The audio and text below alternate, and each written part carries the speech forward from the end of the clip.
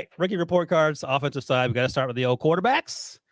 And we've talked these quarterbacks every single week because that's what we do on this show.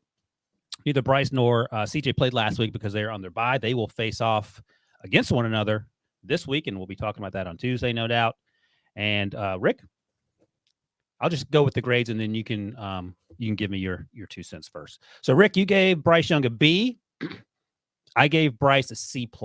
And I don't want to speak for you. Said in the instructions, A, B, C, D, there's no E, and F. Yeah. He didn't say plus or minuses. Oh, my God. So, please, you stick to the program. No. One single grade. 8. You know how long it would take? I broke my TV the other night with the Phillies. I'm going to break my computer right now. Listen, Rick, Debo's on the edge about that more so than I realized with this Phillies thing. Baby steps. You got to kick gloves around Debo today. He would get carpal tunnel if he had to write out every single thing to be exactly as specific as you need him to be. Yeah, well, just be specific in the instructions. You didn't say plus or minuses. So I'm going from what the thing said. A, B, C, D, F. Well, we'll let you change on the fly if you so desire. No, I'm not changing. I'm not crawdadding. I'm going to stick. Okay, you're not crawdadding. All right, B and C+. Go ahead and tell me why. You are a fence guy. What'd you say? Take away the liberties you took of putting plus or minus on these grades. Okay, I'll give him a C then. That's fine. B and C. Go. Let's go. Okay. So good. B seems sort of rich for me based on how Bryce has played, but go ahead. If you're listening, I will let you know that Debo furiously went to Wikipedia and explained to Rick that grades A through F in the United States, numerical and letter grades, and they're typically awarded A through F, and in between there, a lot of pluses and minuses. So, Rick, that was supposed to be taken. There's not an F plus and an F minus. Why does it just stop at F? Why can't that have pluses and minuses? You really want Debo to break his computer. Keep your plus minuses, Ryan. That adds like the right context we need. I love how Rick is trying to win over Debo, and then he gets after him about pluses or minuses every week. All right, B and C+. Rick, how is that? It feels a little rich for me given how Bryce has played so far. Yeah, well, I'm going to go with I see an improvement every week. Yeah, I thought he played the best against Miami, especially in the first half. I'm going that he doesn't have great protection up front. He has one receiver right now, and that's Adam Thielen. No one else is contributing. And he is working with a lot less around him from a skill position standpoint. Miles Sanders hasn't done much. DJ Chark is hurt every other week like he's always has. Hayden Hurst hasn't done much to help him.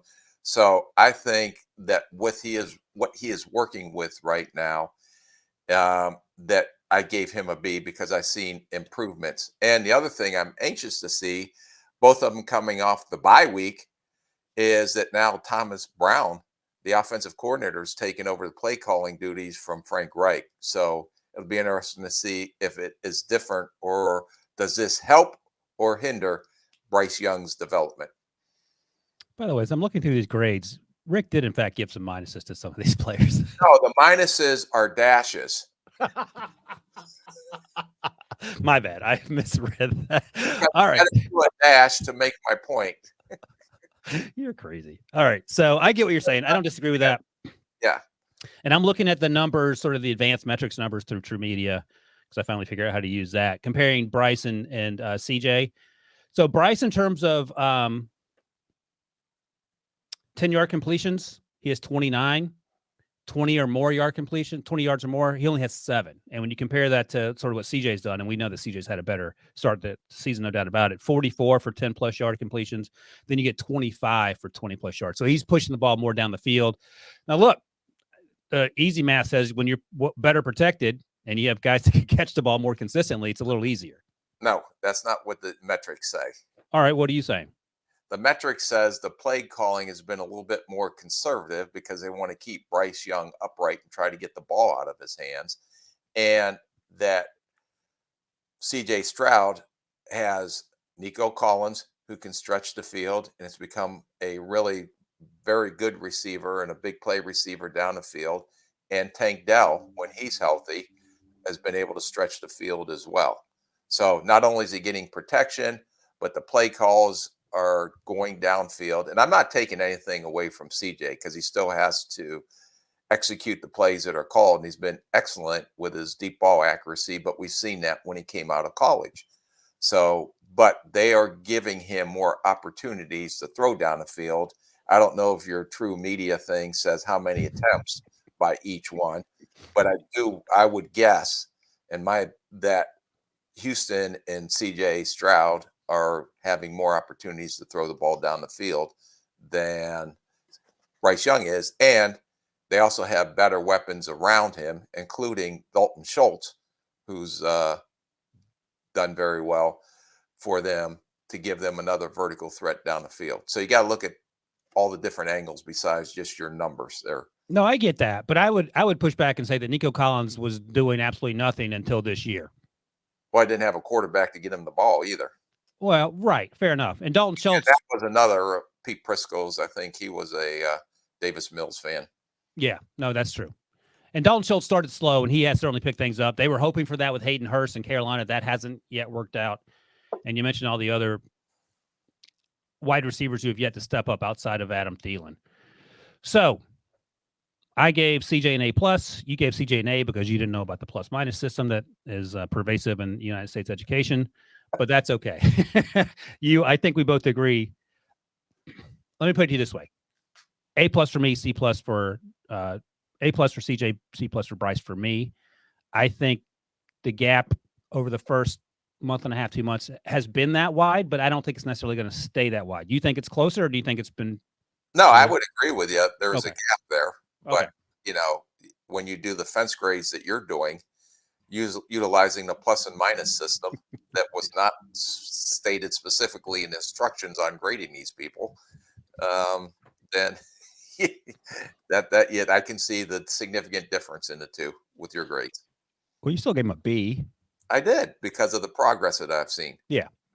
And just so you know, going forward for the rest of the time on this podcast, we will be utilizing the plus-minus system whenever grades. I won't, unless it says directly in the instructions that Debo says.